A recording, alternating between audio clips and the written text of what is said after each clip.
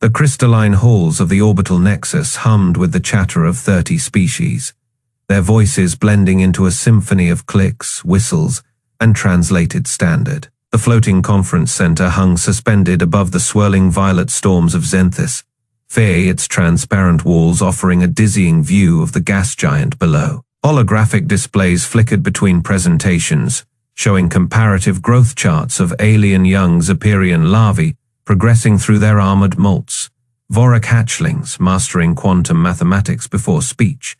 Dr. Liana Carter adjusted her collar as she waited for her turn at the podium. The sole human representative at the Faith Annual Galactic Child Rearing Summit, she could feel the weight of countless eyes on her. Some curious, most dismissive. Her datapad showed the agenda: Human Child, Rearing Methods, a study in primitive instinct versus structured development. The title alone made her jaw tighten. High Matron Vexlora of the Xiperian Dominion occupied the front row, her chitinous fingers tapping a slow, disdainful rhythm on her datapad.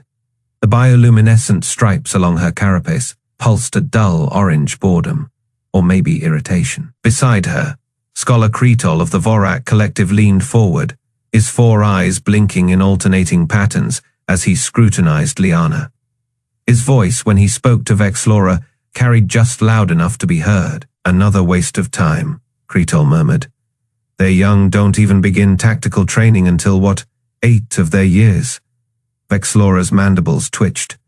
By then, a Xiperian juvenile has already mastered 3 weapon systems. Liana forced a breath through her nose and stepped up to the podium.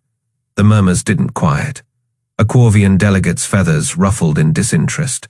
A Ceralian's floating orbs drifted lazily toward the ceiling. The holoscreen behind her flickered to life, displaying a montage of human children, laughing in playgrounds, building block towers, scribbling with crayons. Human child development, Liana began, prioritizes creativity, emotional resilience, and adaptability. Our studies show that unstructured play fosters problem-solving skills. That Vexlora's voice cut through the room like a vibroblade. Your species coddles their young. The Xiperian matron rose, her armored limbs unfolding to their full height. No structured neural imprinting, no combat conditioning by age 3. It's no wonder human children are so undisciplined. A ripple of agreement spread through the assembly. Kretol's upper eyes narrowed. Your reliance on instinct is a weakness. The Vorak have eliminated unpredictability in our offspring through genetic optimization. Liana's grip on the podium tightened. Human children thrive on unpredictability. That's why we outperform in crisis simulations. Vexlora's bioluminescence flared crimson. Your simulations are games. Our young train in live combat scenarios by their 4th cycle. A holograph flickered above the crowd, a Xiperian creche where larvae sparred with plasma, cutters under the watchful eyes of battle drones. The image shifted to a Vorak nursery, hatchlings solving warp, core equations on floating tablets. Then, jarringly, it returned to Liana's footage, a human toddler stacking blocks, only to knock them down with a giggle. The chamber erupted in a chorus of alien laughter. A Galaxian delegate's frills vibrated with amusement. You let them play instead of preparing. No wonder your species struggles to keep up. Liana's pulse hammered in her ears. Our struggles have nothing to do with our children's upbringing. Humanity has... Enough, Vexlora waved a clawed hand. This summit is for advanced species, not primitives who treat child rearing like some art project.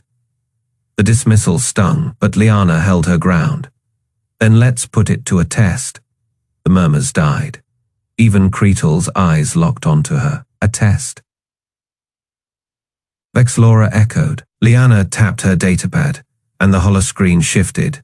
A live feed from the USN Atlas docked nearby. You want proof that human children can compete with yours? Give us a trial. Starship piloting, crisis response, anything you want. Kretol's laugh was a dry rasp. You'd subject your young to real challenges? How reckless, or Liana countered, how confident. For the first time, Uncertainty flickered across Vexlora's face. The chamber buzzed with whispers. A Quovian diplomat, Ambassador Drellick, tilted his feathered head. A live demonstration would settle this debate. Vexlora's claws flexed. Fine, but when your children fail, humanity will admit its methods are inferior. Liana met her gaze. And when they succeed, the silence stretched. Then, with a derisive click of her mandibles, Vexlora turned away. Prepare your young doctor. The galaxy will watch them break. As the assembly dissolved into murmurs, Liana exhaled. She had just thrown humanity's reputation into the fire, and 6-year-olds would have to pull it out. The crystalline walls of Liana Carter's quarters aboard the USN Atlas reflected the glow of the holographic playback. The summit's recording hovered in the air, frozen on High Matron Vexlora's smug, chitinous face mid-sneer. Undisciplined, the Zephyrian's voice echoed again, as if the word itself was a personal insult. Liana's fingers clenched around her coffee mug. Earth roast, bitter and strong. The only comfort this far from home. A chime at her door. Enter. Captain Elias Vance stepped inside, his uniform crisp, his expression unreadable. Behind him, Ambassador Drellick of the Quovian Compact loomed, his feathered crest twitching, with what Liana had learned to interpret as curiosity. You've been watching that for 2 hours, Vance said, nodding at the hologram. It's not going to change. Liana exhaled through her nose. They're calling our kids weak, Elias. Not just behind closed doors, on record. In front of the entire Federation, Drellick's talons clicked against the floor as he moved closer. The Zephyrian neural imprinting protocols are impressive, he admitted. His voice a melodic warble. But adaptability is not their strength. Your children learn differently. Differently, Liana scoffed. They act like we're raising feral animals. Did you hear Scholar Cretal? Human play is unstructured chaos. As if letting kids imagine things is some kind of developmental flaw. Vance crossed his arms. So what's the play? Doc, you want to file a complaint? Because I can tell you right now, the Federation Council isn't going to overturn centuries of alien pedagogy, because one human psychologist got her feelings hurt. Liana's eyes flicked to Drellick. The Quovian's crest lifted slightly. A tell. You have an idea, she said. Drellick's beak parted in what might have been a smile. A demonstration. Vance raised an eyebrow. What kind of demonstration? The kind they can't ignore, Liana murmured, her mind racing. She stood abruptly, the hologram flickering as she paced. They think our kids are undisciplined because they don't follow rigid training algorithms. Fine, let's show them what undisciplined looks like in action. Drellick's feathers ruffled. The proving grounds at the Nexus are equipped for juvenile skill assessments. Starship piloting simulations are a standard metric. Vance snorted. You want to put a bunch of human 6-year-olds in a flight sim against alien kids who've been training since they could walk? Yes, Liana's grin was sharp, and we're not picking random kids. We're picking the ones who've spent their lives playing. The Atlas comms officer burst in 10 minutes later, her face flushed. Captain, you've got to see this. The Zephyrians just announced it. A live feed from the Nexus splashed across the main display.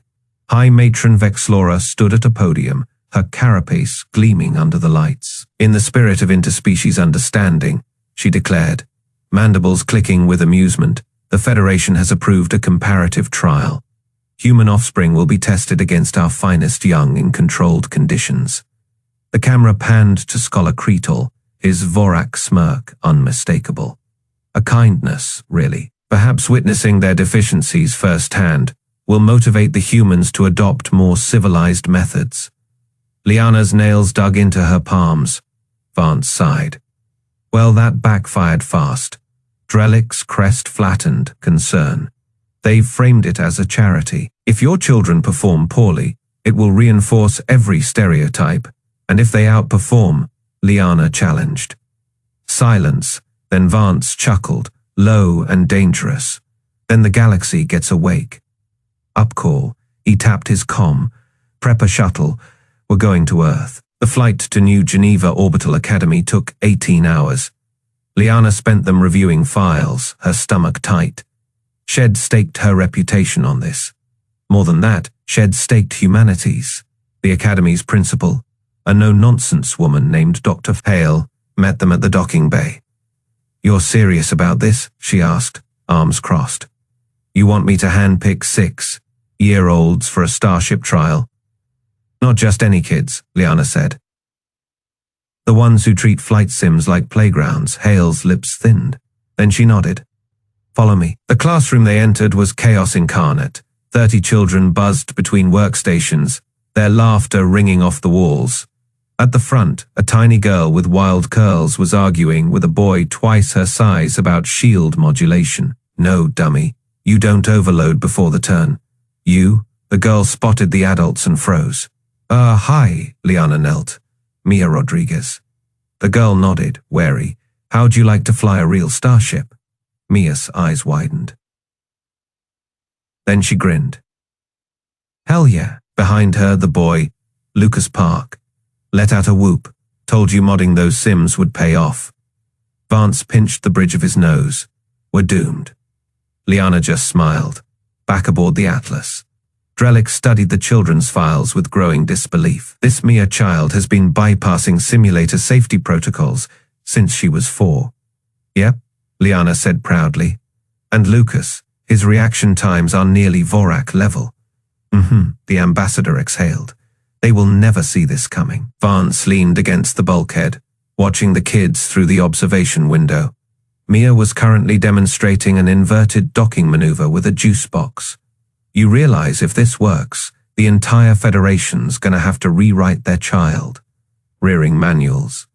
Liana's smile was all teeth. "Good."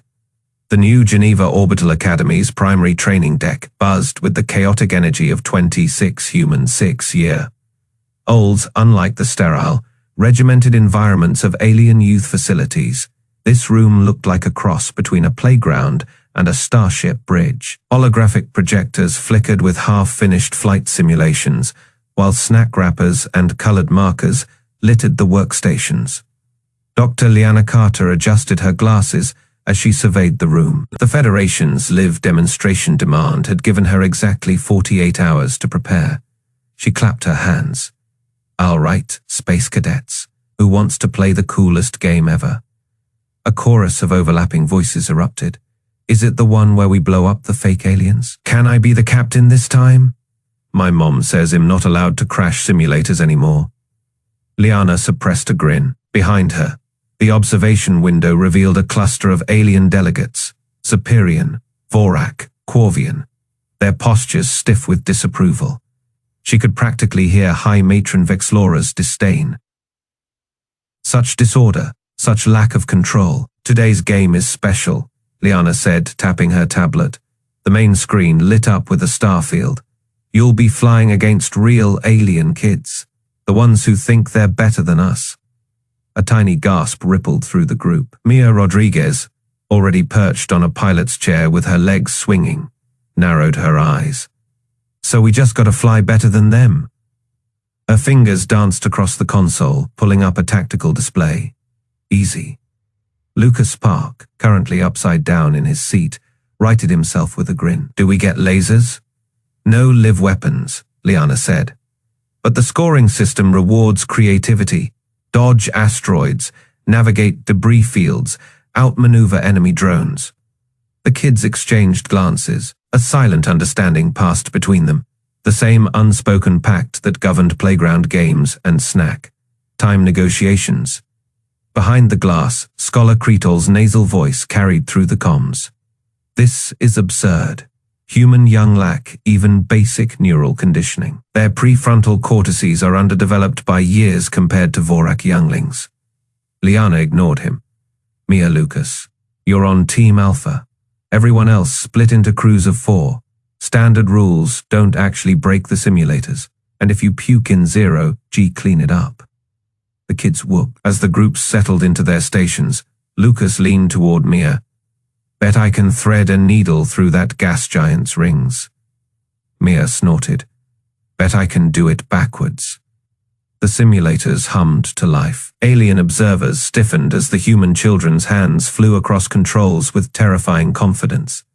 There was no hesitation, no robotic precision, just pure, unfiltered intent. Vorak delegates murmured to each other. They haven't even calibrated the inertial dampers correctly. This will be a disaster. The countdown began. 3, 2, 1, engage. 26 simulators flared to life. Asteroids materialized. Enemy drones streaked across the holographic void, and the human children laughed. Mia's fingers moved faster than the sim could register. She rolled through a meteor shower, her ship's thrusters flaring pink because Shed hacked the color settings weeks ago. "Hey Lucas, watch this!" She yanked the throttle into reverse, spinning degrees while still maintaining forward momentum. Lucas whooped, "Cheat code, I'm stealing that." Alien delegates leaned forward, their bioluminescent markings flickering in alarm. The Vorak younglings, trained since infancy in optimal flight paths, were struggling with the human kids' unpredictability. Every textbook maneuver the alien children used was countered by something illogical. One Zephyrian observer hissed, "That's not a recognized evasive pattern." Liana smirked. "No, it's a cartwheel." By the halfway mark, the scoring board glowed with human team names at the top. Mia's crew had somehow turned a debris field into a slingshot course. Lucas had accidentally discovered that ramming drones at a precise angle made them crash into each other. The final minute descended into beautiful chaos. Form up, shouted a tiny voice. 6 human-piloted ships arranged themselves into a loose wedge, then charged the remaining drone swarm. No formation drills, no tactical algorithms, just sheer, unbridled aggression. The simulation ended with a flashing victory screen. Human teams, Fey efficiency, silence. Then from the observation deck, Ambassador Drelik's voice crackled over the comms. "How?" Mia spun in her chair, grinning. "You guys train for rules. We train for fun." Lucas pumped his fist, and lasers help. Behind the glass, High Matron Vexlora's chitinous fingers clenched. The Federation delegates exchanged uneasy glances.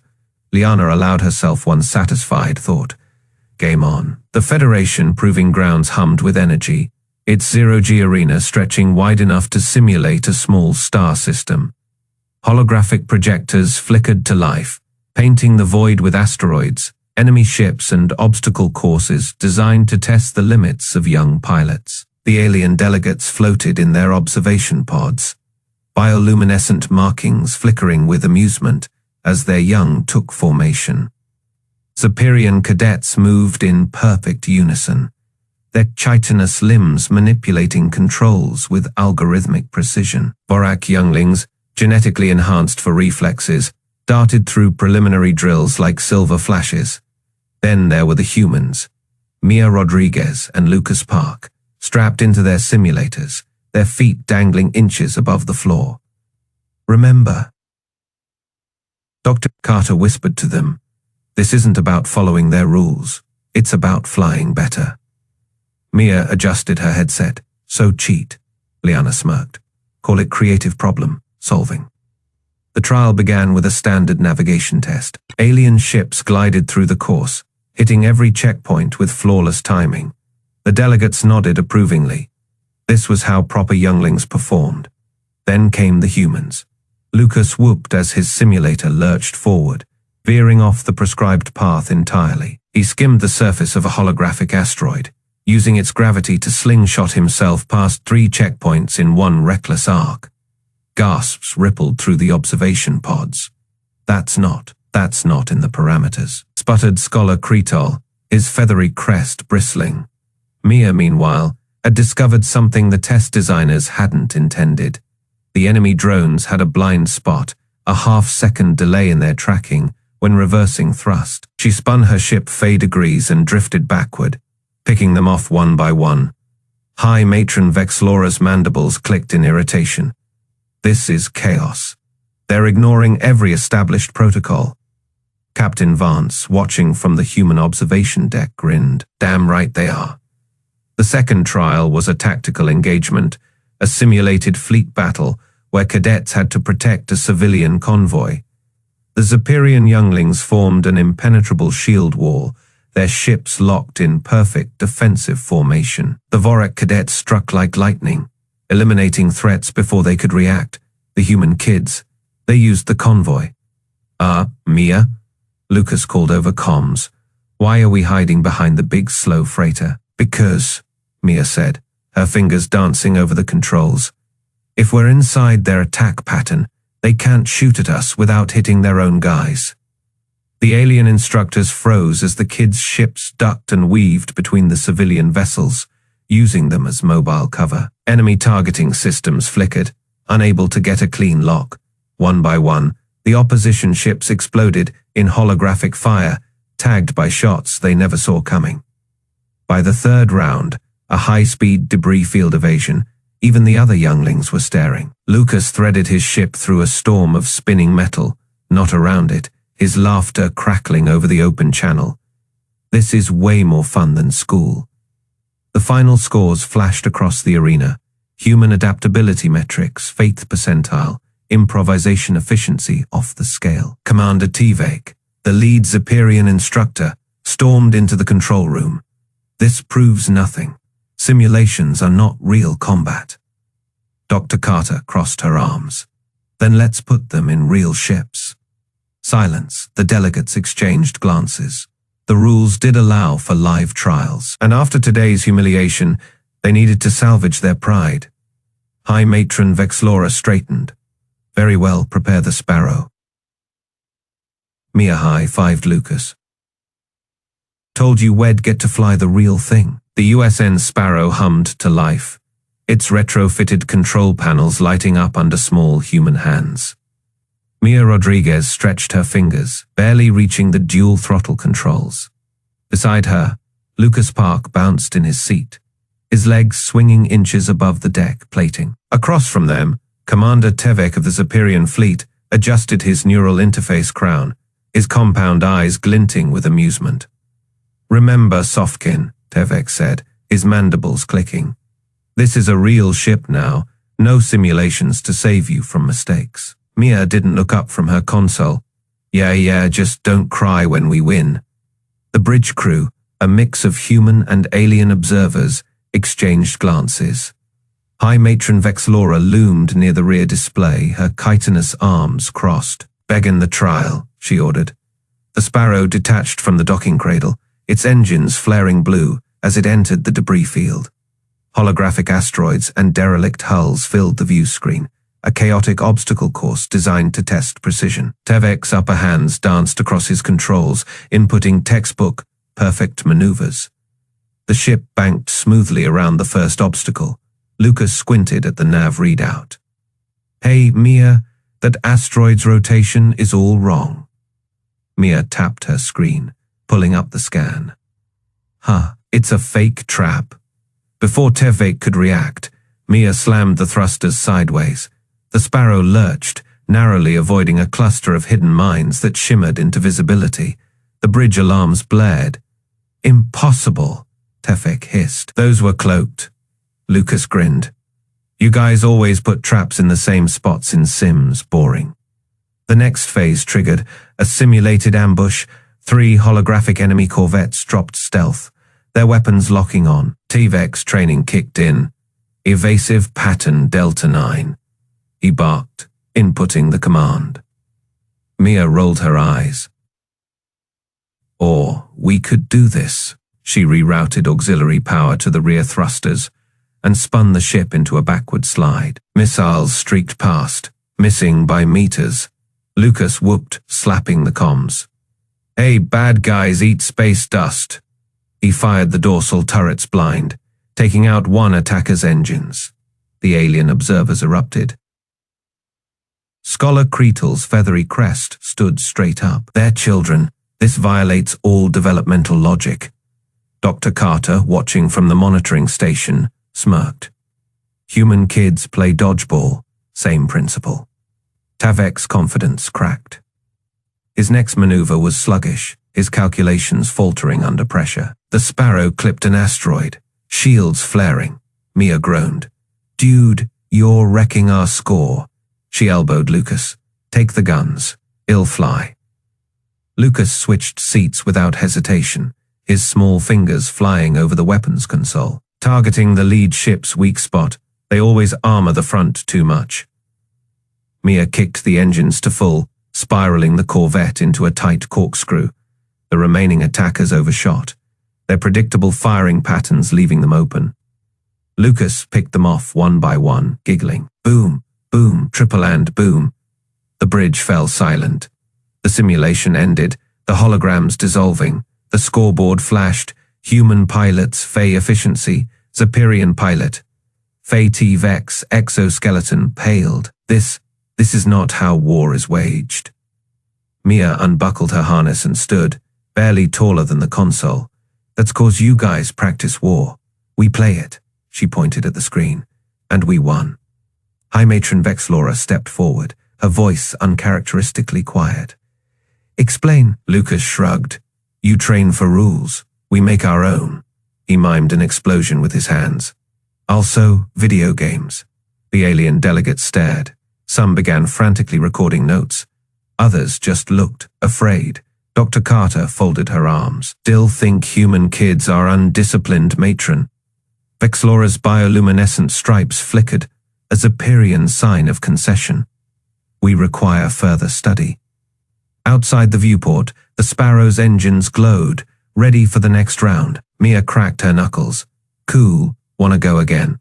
The debriefing chamber hummed with tension thick enough to cut with a vibroblade. High Matron Vexlora's chitinous fingers tapped an irregular rhythm against the polished obsidian table, her compound eyes reflecting the glowing performance metrics hovering above the center console.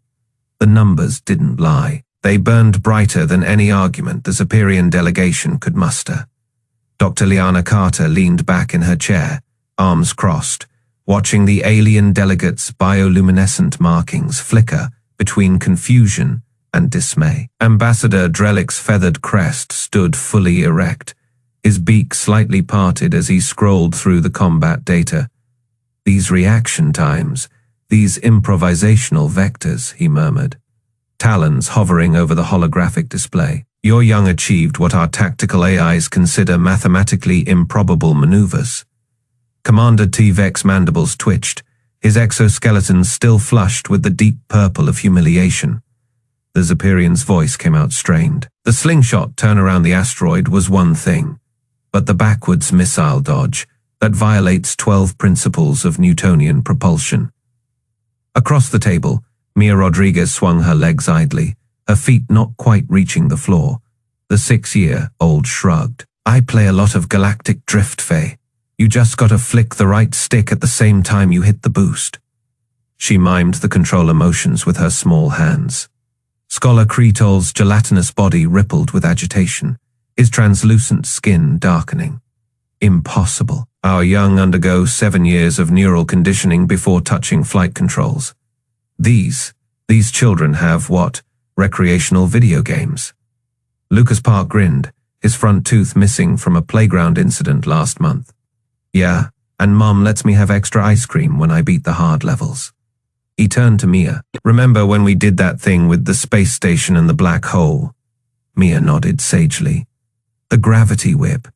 That was cool. Captain Vance coughed into his fist, hiding a smile. Dr. Carter, perhaps you'd care to explain the methodology behind whatever just happened out there. Liana stood, smoothing her jacket. It is simple. Human children learn through play. Every game of tag teaches evasion. Every puzzle builds pattern recognition. We don't implant knowledge. We create environments where failure is safe but rewarding to overcome. She gestured to the holograms freezing the Sparrow's impossible maneuvers. What you see isn't trained behavior. It is the product of millions of years of evolutionary problem-solving instincts unleashed through joy. A murmur ran through the alien delegates. High Matron Vexlora finally spoke, her voice uncharacteristically quiet. You mean to tell me your offspring developed superior spatial reasoning and tactical adaptability because you let them enjoy themselves? Lucas piped up again. Why would you want to fly spaceships if it is not fun? He scrunched his nose. Your kids looked super bored. The observation hung in the air like a detonated photon torpedo. Ambassador Drellick's talons clicked against the table as he pulled up another dataset. The metrics confirm it. Human children demonstrated 37% faster threat assessment than our top cadets, their neural activity patterns show. He trailed off, his crest flattening. By the void, they were treating combat scenarios like play. Commander Tivek's exoskeleton paled to a sickly gray.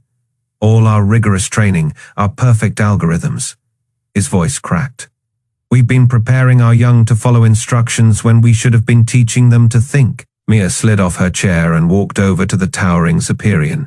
She patted his armored knee. It is okay, mister. You can play with us next time. She turned to Liana. Can we go get pizza now? I'm hungry from all the winning. A strangled noise escaped Scholar Kretol's vocal sac. The Vorak's entire body trembled as he stared at the tiny human. You want to share your techniques? Lucas shrugged.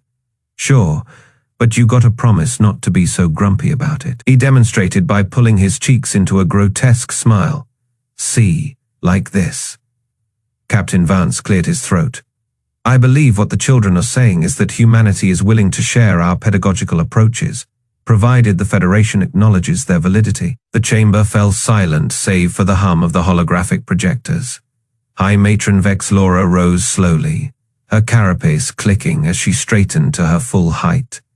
For a long moment, she simply stared at Mia and Lucas. Then, with deliberate slowness, the Superior matriarch extended her foremost limb, the traditional gesture of respect among her species.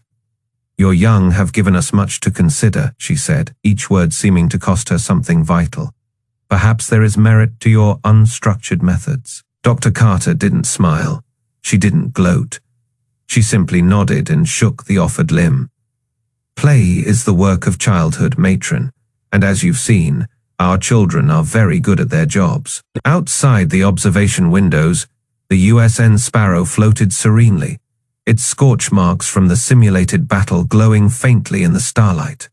The ship's AI had already logged the flight data under a new classification, human child pilot pattern, unpredictable, highly effective. In the corner of the debriefing chamber, unnoticed by the adults, Mia whispered to Lucas, Think they'll let us fly a real battleship next time?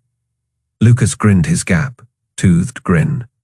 Duh, we're obviously the best at it. The crystalline halls of the orbital nexus hummed with uneasy energy, the usual confident chatter of alien delegates replaced by hushed whispers and furtive glances.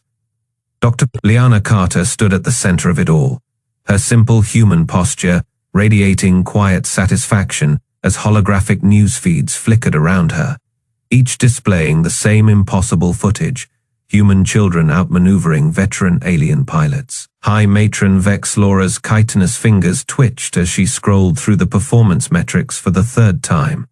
Her bioluminescent stripes pulsed an agitated crimson. These reaction times, statistically improbable, she muttered, mandibles clicking in distress. Scholar Kretol, his usually immaculate plumage ruffled, tapped a clawed finger against the data display. They weren't following standard evasion protocols. They were making it up as they went. His voice carried the faintest tremor of something no Vorak would ever admit to. Fear. Captain Elias Vance strode through the gathered delegates, his boots clicking against the crystalline floor with deliberate, human confidence. He stopped beside Liana, arms crossed. I believe, he said, voice carrying across the chamber. We're owed an apology. The chamber erupted in protest. A hulking Graythian delegate slammed 4 fists on the table. This proves nothing. One trial does not. It proves everything, interrupted Ambassador Drellick, his feathered crest flaring. The Quorvian's voice cut through the noise like a blade. For cycles, we've dismissed human child, rearing as unstructured, chaotic, weak. He gestured to the footage of Mia Rodriguez, executing a perfect 0G barrel roll. Yet your elite young couldn't match human children in adaptability, creativity, or crisis response. Liana stepped forward, tapping her wrist display. The holograms shifted to show brain scans, human children's neural activity, lighting up like supernovas during the test. You imprint your young with rigid algorithms, drill them on perfect execution. She zoomed in on Lucas Park's scan, synapses firing in wild, unpredictable patterns. We let ours play, experiment, fail. That is why when your kids see a problem, they look for the correct solution. She tapped again, showing Mia rerouting power in unorthodox patterns. Ours invent new ones. A stunned silence fell over the chamber. Vexlora's bioluminescence dimmed to a subdued blue, the Zephyrian equivalent of defeat. Your methods, she began, mandibles working slowly, may warrant re-evaluation. On the far side of the Nexus, in a secured observation lounge, Mia and Lucas pressed their faces against the transparent aluminum, watching the proceedings below. A Zephyrian attendant, assigned to supervise them, kept twitching his antennae in their direction. Mia smirked, elbowing Lucas. But they don't let their kids eat dessert first either. Lucas giggled, spinning in place, a habit that had made 3 different alien species nauseous. Their loss, ice cream makes you fly better. The attendant's antennae quivered. That is scientifically implausible. Mia shrugged. So was us beating your best pilots. She grinned up at the flustered alien. Guess your science needs an update. Back in the main chamber, the Federation Council's lead arbitrator, a towering Celthian with iridescent scales, raised a webbed hand. The findings are irrefutable. The words seemed to pain him. The Galactic Federation formally requests human advisors to assist in revising our early developmental protocols. Captain Vance barely suppressed a grin. Liana, however, kept her expression neutral, though her eyes sparkled. We'd be happy to assist, though I should warn you, our methods require flexibility. And, she added, glancing at the still-playing footage of Lucas whooping as he dodged torpedoes, tolerance for exuberance. Vexlora exhaled through her spiracles. A long hissing sigh. We will adapt. The words tasted bitter, but the data was undeniable. She turned to Liana, extending a chitinous forearm in the Zephyrian gesture of respect. Your species has surprised us, Dr. Carter. Liana clasped the offered limb. We specialize in that. As the delegates dispersed murmuring amongst themselves, the news feeds continued broadcasting the footage galaxy-wide on 1,000 worlds.